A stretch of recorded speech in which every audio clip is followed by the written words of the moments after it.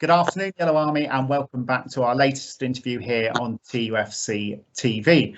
Today, I'm delighted to be joined by somebody who has been hard at work over the last few weeks, of course, with the current circumstances dictating that football is largely on hold, with a few exceptions, of course. We're going to be speaking to somebody who's very much hard at work at the moment. That's United Groundsman Julian Gouldthorpe. How are you doing, Julian? Not too bad, thank you, Tom. How are you and your family?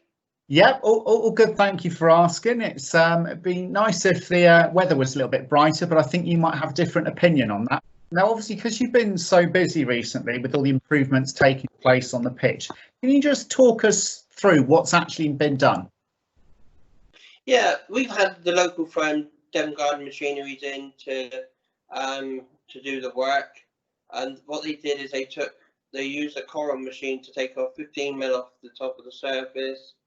They then vertically drained the soil to break up the compaction underneath, because it gets quite compact over a season.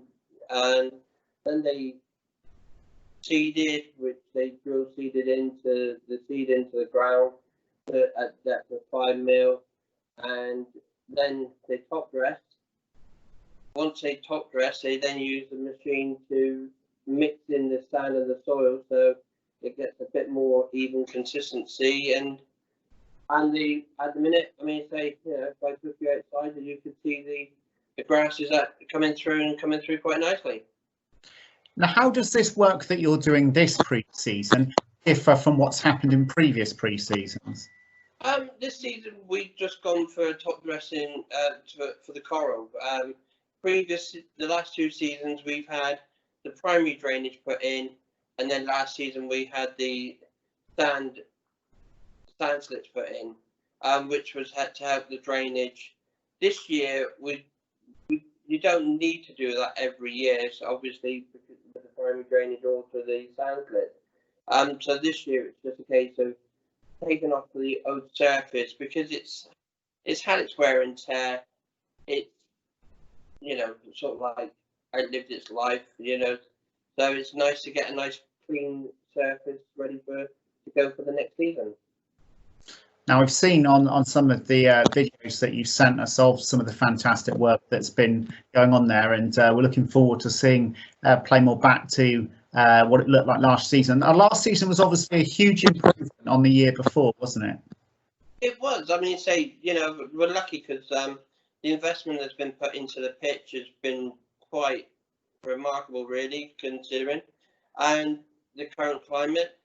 So yeah, with the investment that's been put in, we've actually managed to help the pitch greatly.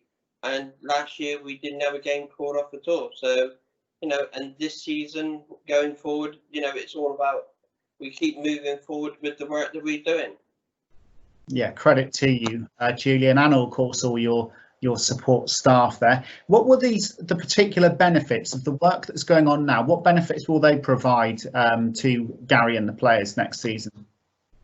Well, with the old pitch, because it's had nearly a season's worth of games on it, it gets pitted, it gets sediment coming up from the bottom to the top, which closes, like, it makes a seal across the top of the pitch, and it's like a black layer. And when that happens, it's hard for water to penetrate and that sort of thing through it, and so a brand new pitch means that sediment's all gone and it's all nice and fresh.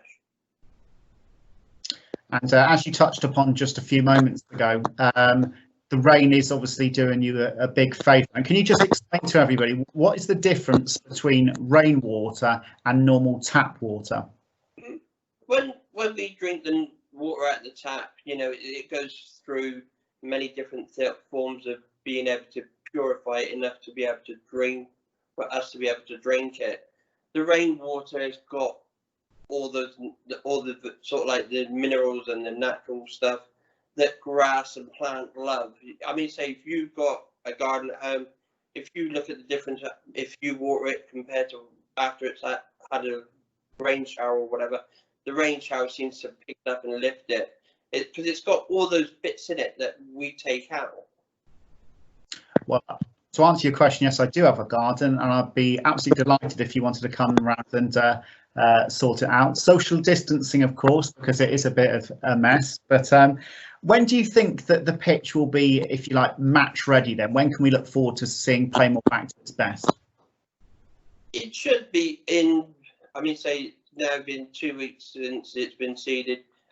Another 6 weeks, and then it should be match ready. You know, so from start to finish, you want at least a good 8 weeks, really. You know, so to give the grass, the roots, the chance to get into the ground, to stabilise and to, you know, to strengthen. So yeah, a good 8 weeks, really. And how do you go about, what happens next then? How do you go about maintaining that until obviously the action kicks off for real again? Well, at the minute, you know, it's we've got to wait for it to get to what they call a 3-leaf stage. So it's like if you've got a plant at home, if it's got one stem, you wait for more stems to grow off it before you do anything. So we wait for a 3-leaf stage on it, and that should be in about a couple of weeks when it's all got it. And then we would then sort of like do the first cut then.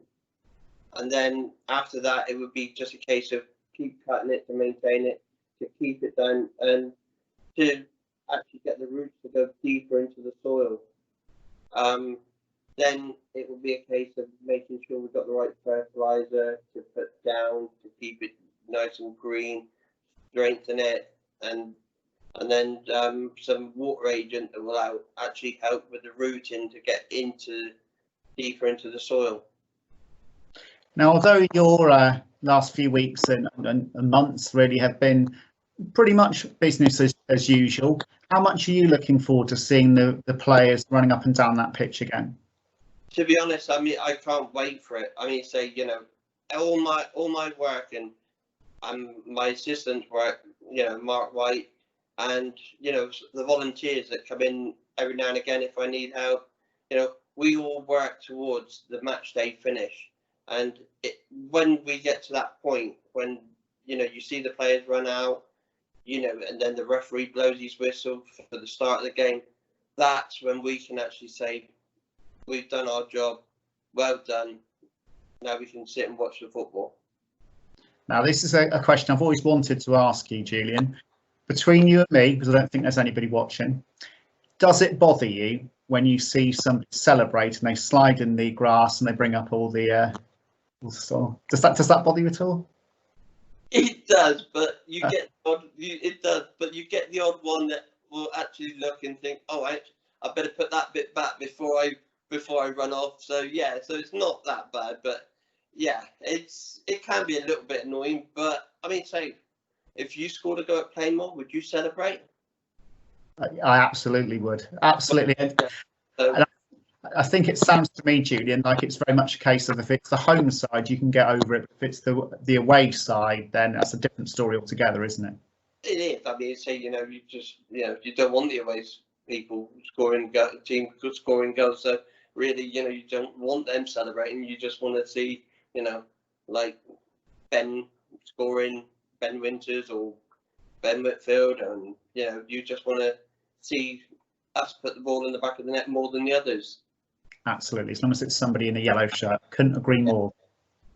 Well, thank you very much, Julian, for joining us today. Keep up the good work, and I'm sure we'll catch up again soon. To the Yellow Army, it's the same as usual. Take care, keep safe, and we'll speak to you all again very, very soon.